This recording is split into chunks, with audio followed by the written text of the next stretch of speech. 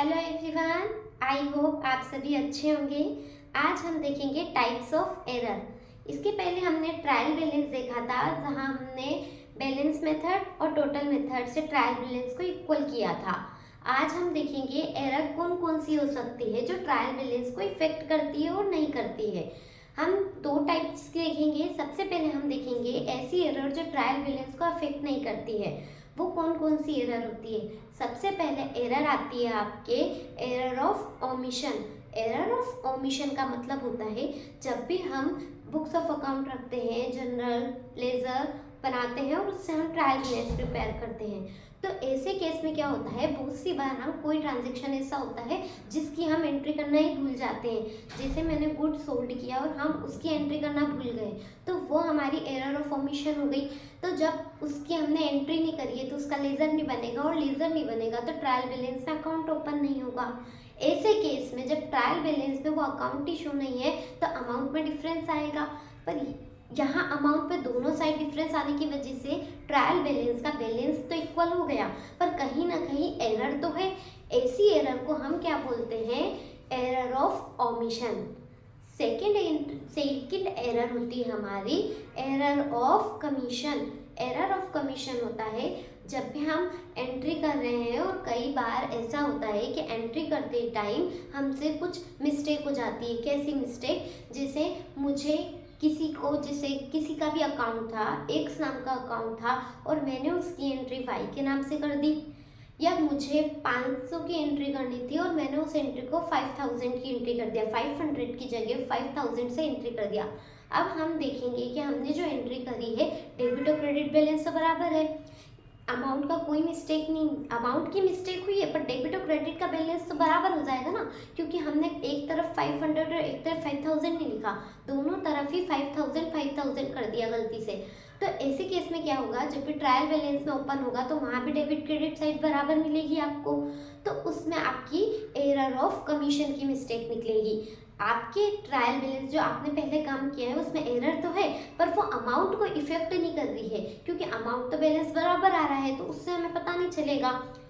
यह कब पता चलेगा? जब भी आपका ऑडिटर आपके पूरे बुक्स ऑफ अकाउंट चेक करेगा, सोर्स ऑफ डाटा डॉक्यूमेंट्स देखेगा जिससे आपने एंट्री करी है, ये एरर आपकी तब पकड़ाई में आएगी। थर्ड होती है error of principle. Error of principle के अंदर क्या होता है, आप प्रिंसिपल से रिलेटेड कोई मिस्टेक करते हैं। आपने डेबिट क्रेडिट तो सही कर दिया, आपने अमाउंट भी मान लो सही लिख दिया, पर बहुत सी बार ऐसा होता है, जैसे मैंने फर्नीचर खरीदा था तो मैं क्या करूँगी, फर्नीचर अकाउंट को परचेज अकाउंट पे शो कर दूंगी, तो वो क्या हो गई आपकी एरर ऑफ प्रिंसिपल।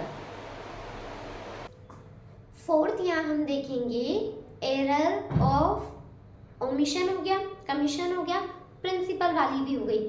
अब यहाँ हम देखेंगे एरर ऑफ कंपनसेशन। कंपनसेशन वो वाली एरर होती है, मान लो आपने कोई भी चीज़ खरीदी थी 500 की, या आपने कोई भी ट्रांजेक्शन किया था, परचेज किया, सेल किया, रेंट दिया, सैलरी दी, आपने कोई सा भी ट्रांजेक्शन किया है इकोनॉमी में, उस एंट्री में आपने मिस्टेक कर दी। आपने क्या किया, जो 500 की थी 500 की एंट्री को आपने 5000 से दिखा दिया, और सेम उसी ईयर में आपने कोई और एंट्री भी ऐसे ही मिस्टेक करी थी, जिससे वो दोनों जो कंपनसेशन किया, मतलब जो आपने इधर मिस्टेक डेबिट में करी थी वो उधर क्रेडिट में की होगी, तो कहीं ना कहीं दोनों के अमाउंट आपके इक्वल हो गए। बहुत सी बार ऐसी मिस्टेक हो जाती है, जो आपने गलती की थी वो कहीं ना कहीं किसी और से सेट ऑफ हो जाती है, तो ऐसी एंट्री को, ऐसी मिस्टेक को हम क्या बोलेंगे? एरर ऑफ कंपनसेशन, जो एक दूसरे से कंपनसेट हो गई है, जिससे क्या होगा, डेबिट का बैलेंस क्रेडिट का बैलेंस ट्रायल बैलेंस में इक्वल हो जाएगा, तो वहाँ हमें पता नहीं चलेगा कि हमने मिस्टेक कैसे करी है। तो ऐसे केस को हम क्या बोलते हैं? Error of compensation. आपने 4 तरह की एरर देखी है जो कहीं ना कहीं अमाउंट को इफेक्ट नहीं कर रही है। कौन कौन सी? Error of omission, error of compensation, error of commission और एरर ऑफ प्रिंसिपल। अब हम नेक्स्ट देखेंगे, हम ऐसी कौन कौन सी एरर हो रही है जो कहीं ना कहीं ट्रायल बैलेंस के अमाउंट को इफेक्ट करती है। अभी हमने कौन सी देखी थी जो इफेक्ट नहीं कर रही है, बस आपकी मिस्टेक हुई है, एरर हुई है, जिसको आपको फाइंड तो करना पड़ेगा, क्योंकि एरर हुई है तो कहीं ना कहीं आपके बुक्स ऑफ अकाउंट पे मिस्टेक है। अब हम यहाँ पर देख रहे हैं नेक्स्ट ऐसी एरर जो आपके अमाउंट को ही इफेक्ट कर रही है।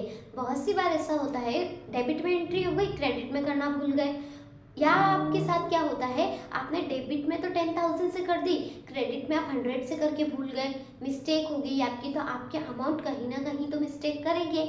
या बहुत सी बार ऐसा होता है जो डेबिट का था वो हमने क्रेडिट में जाके कर दिया, क्रेडिट का था डेबिट में जाके कर दिया, या हमने दो एंट्री को एक साथ मिलाने के चक्कर में गड़बड़ कर दी, तो उनके अमाउंट क्या होते हैं कहीं ना कहीं मैच नहीं होते हैं।